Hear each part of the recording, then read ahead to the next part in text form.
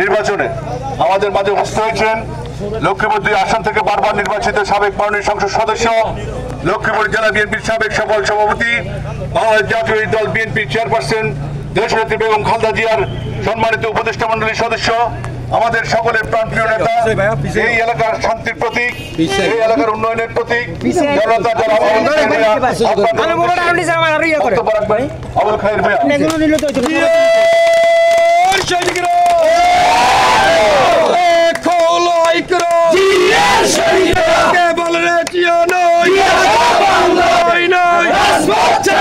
ভাই একটু জায়গা বিএনপির কেন্দ্রীয় কর্মসূচির অংশ হিসাবে সিদ্ধান্ত মোতাবেক তৃণমূল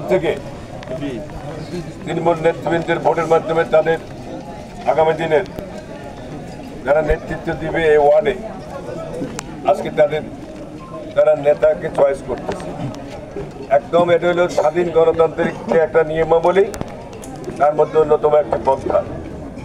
গ্রামের প্রত্যন্ত অঞ্চলে যারা বসবাস করেন তাদের মতামতের ভিত্তিতে তাদের নেতা নির্বাচিত হচ্ছে এবং ওয়ার্ড থেকে ইউনিয়ন হবে, একইভাবে ইউনিয়ন থেকে উপজেলা হবে, উপজেলা থেকে জেলা হবে, জেলার পর কেন্দ্রীয় কাউন্সিল আমাদের সংগঠিত হবে।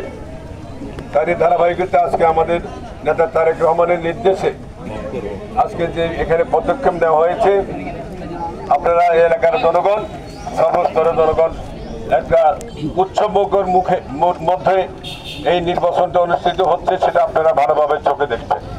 আমরা গণতন্ত্রে বিশ্বাস করি, গণতান্ত্রিক মূল্যবোধে বিশ্বাসের জন্য দীর্ঘদিন থেকে আমাদের আন্দোলন সংগ্রাম করতে হয়েছে।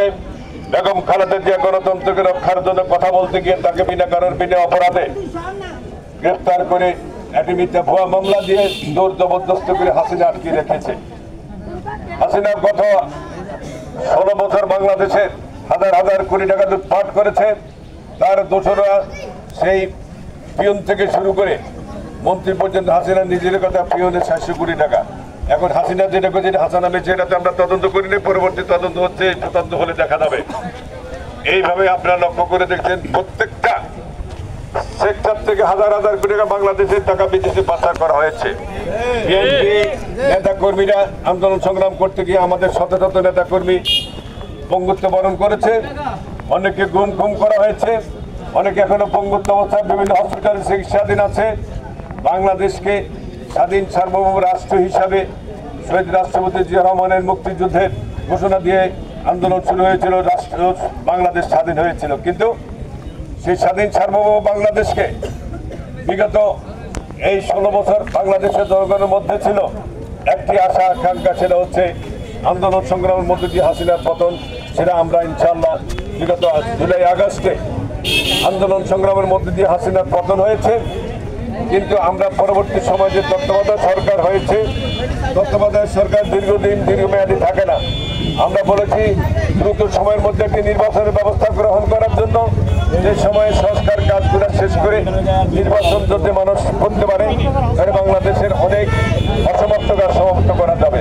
কিন্তু লক্ষ্য করে দেখলাম এই তত্ত্বাবধায়ক সরকার নানান টালবাহানা করে সংস্কারের নামে দীর্ঘায়িত করার চেষ্টা করছে।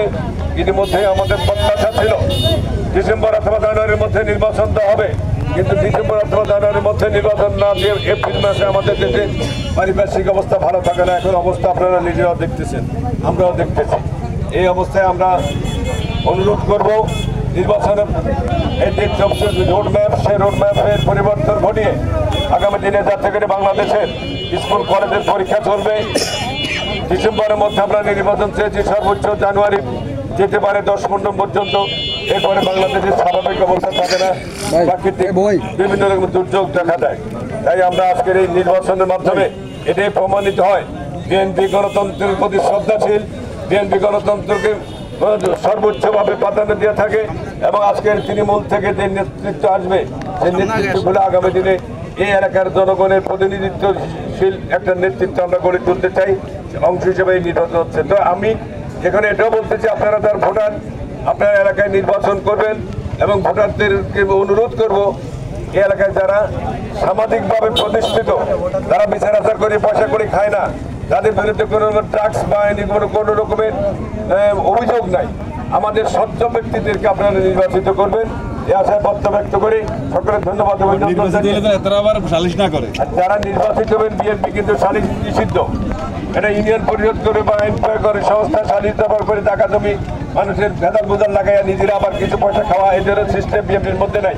এই অপকর্মগুলো যারা করবেন বা করতেছেন ইতিমধ্যে কিছু তালিকা প্রবর্তন করা হচ্ছে। ভবিষ্যতেও যারা এই ধরনের আশা করেন তাদের কিন্তু দলের যে পর্যায়ে থাকেন না কেন দল থেকে অনেক বড় বড় নেতাকে অব্যাহতি দেওয়া হয়েছে। আমি আশা করি সকল দিক থেকে বিচার বিশ্লেষণ করে আপনারা আপনাদের নেতা নির্বাচিত করবেন যাতে যদি আমাদের বিএনপির কোনো সম্মান হানি না হয়। আজকের অনুষ্ঠানে আগত যারা এসেছেন সকলকে ধন্যবাদ অভিনন্দন জানিয়ে